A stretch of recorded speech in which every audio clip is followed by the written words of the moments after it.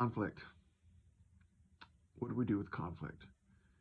We have conflict all over the place. We have conflict in the workplace. We have conflict with the neighbors in the neighborhood.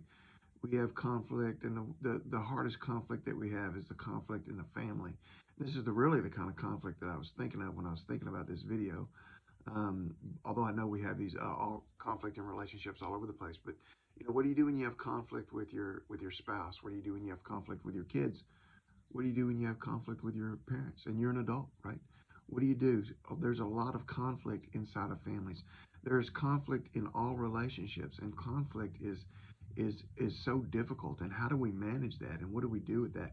I've always kind of joked about myself that whenever I get involved in conflict, I am more like pouring gasoline on a fire than I am in diffusing the situation. It's just, I can just get caught up in it, and I've had to work on that over the years, and I've struggled with that, and it's part of who I am, and it's a sinful part of who I am that I need to take note of. So when we have conflict, and especially when we have conflict with someone we love, there are a couple things I think we need to do. First of all, I think we need to understand something. James 3:17 and 18 is talking about wisdom, and it says that the wisdom that is from God, and it describes wisdom from God. There are a couple of things in there that it mentions in verse 17. One is it says that it's peaceful, and the other thing it says that it's willing to yield. True wisdom from above is having an attitude that is willing to be peaceful and that is willing to yield, even when you don't think you should, even when you don't think it's your responsibility. It's got to be that willingness. The verse 18 of that passage says that the fruit of righteousness is sown in peace by those who make peace. The fruit of righteousness, the fruit that we want to see, the outcome that we want to see, is going to be sown by the seeds that the peacemaker plants. And so that's what we need to keep in mind is that when conflict comes, we need to sow the seeds of righteousness and be the one who makes peace. So here's the first thing you need to do. Well, you need to pray for them. If ever you have conflict with, you need to pray for them. I know you don't feel like it. I know you don't want to, but you need to pray for them. But hold on, because it's going to get even worse.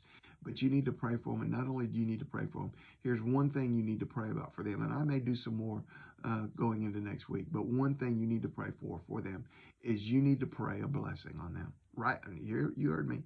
The person that you're in conflict with, you need to pray a blessing from God upon them. You need to pray that God would make his face to shine upon them. You need to pray that God would move into their life and do something special. You need to pray that God would show himself strong and mighty and real to them in their lives. You need to pray that God would bless them. Listen to the words of Jesus, and I turned over there because I didn't want to get it wrong. I mean, I know what it says, but I wanted to make sure and read it so that it's right. Jesus said, I say to you, this is in Matthew 5:44.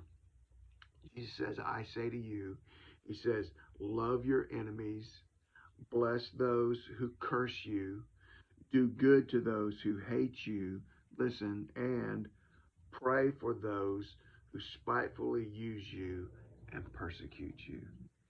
You need to pray a blessing upon the people that you're in conflict with, in your family, in your neighborhood, in your workplace. Just do it. Just start doing it. It'll change your heart. It'll change your life. Get out there and pray today. Love you guys. God bless you. Bye.